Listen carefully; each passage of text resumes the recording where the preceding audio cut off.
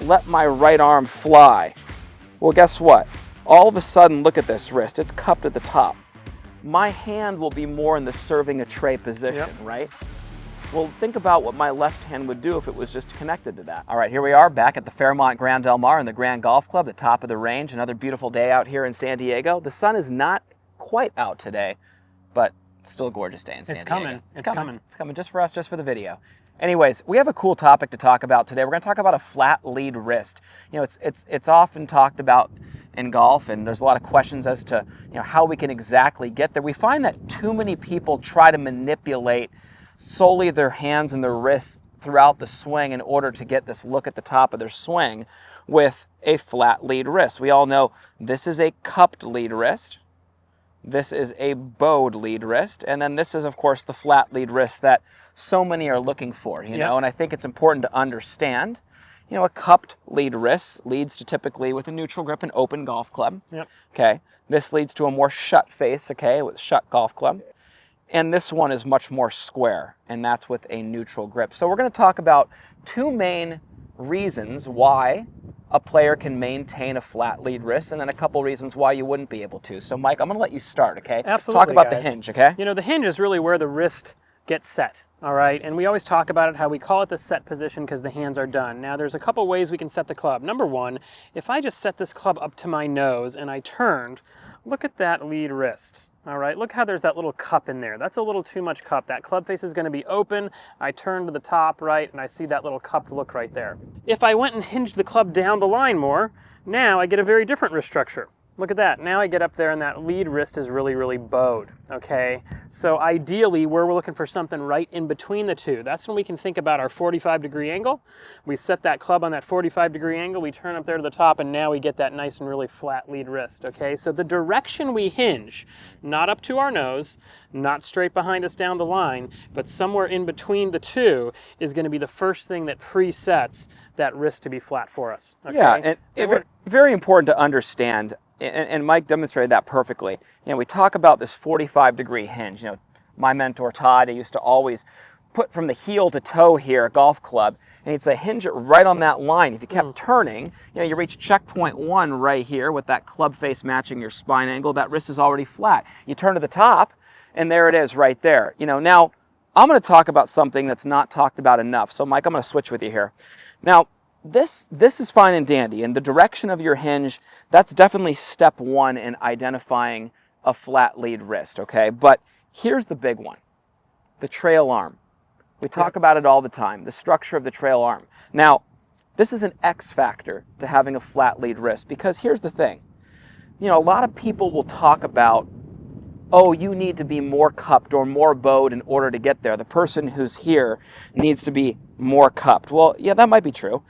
The person who's here, well, they need to be more bowed. Well, that might be true, but that's once again manipulating the wrist in order to get to that perfect spot, which then makes the club face feel like it's all over the place in the backswing.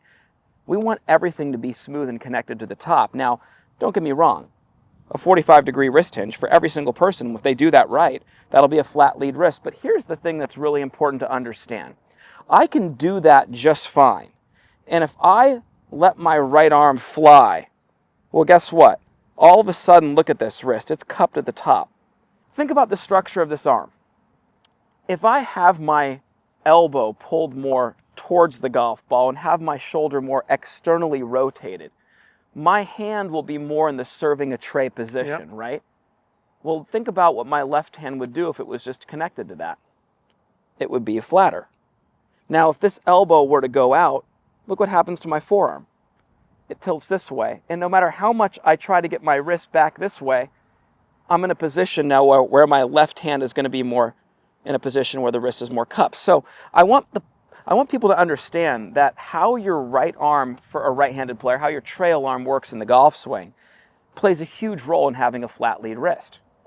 The old school drill of taking the left hand under the elbow, pulling it towards the body center, forcing the hands to stay in front of the body center and turning to the top, this puts you in a position to where that wrist would have to be flat, okay? It's really hard from this position here to turn this that way. A lot of times what we see is whatever happens to this elbow then affects the arm. That affects then the hand. And that hand puts you in a position to where we see this often. We just saw it on the range down below with our student Brian, right? Yep. We saw the flying right elbow and the wrist in this position. The minute the elbow gets in here, that wrist is flatter. So let's just continue to understand how we, the cause and effect of things in the swing. And what Mike said is exactly spot on. How you hinge it and the direction you hinge it will set you on the path of the least amount of manipulation throughout your swing. Why do we personally like to see a flat lead wrist? Well, hey, look at this. At checkpoint 1 right here, when that club's there, I can turn right back through impact with no manipulation, and that ball goes right down the line. Right down the line. Think about it like this. If I were to have the very cupped lead wrist, face wide open, okay, that ball takes off a little more right. I were to go through with a more bowed lead wrist, that ball takes off a little more left. So those balls all had a little different exit right there. The one with the flat lead wrist went right down the line.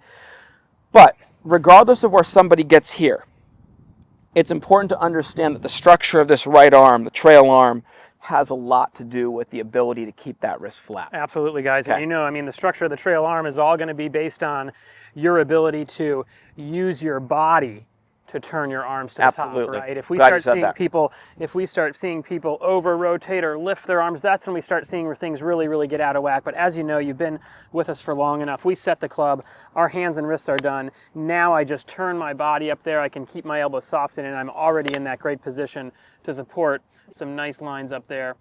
Can move through the golf ball. So with that being said, let's go back to that drill. And I'll switch with you again, Mike. Yep. So let's go back to that drill. A great drill for 2 drills, really, for being able to have a flat lead wrist. One would be this one, right? One would be, get something or an alignment rod or a club at a 45-degree angle. We go from heel to toe here. You can see that.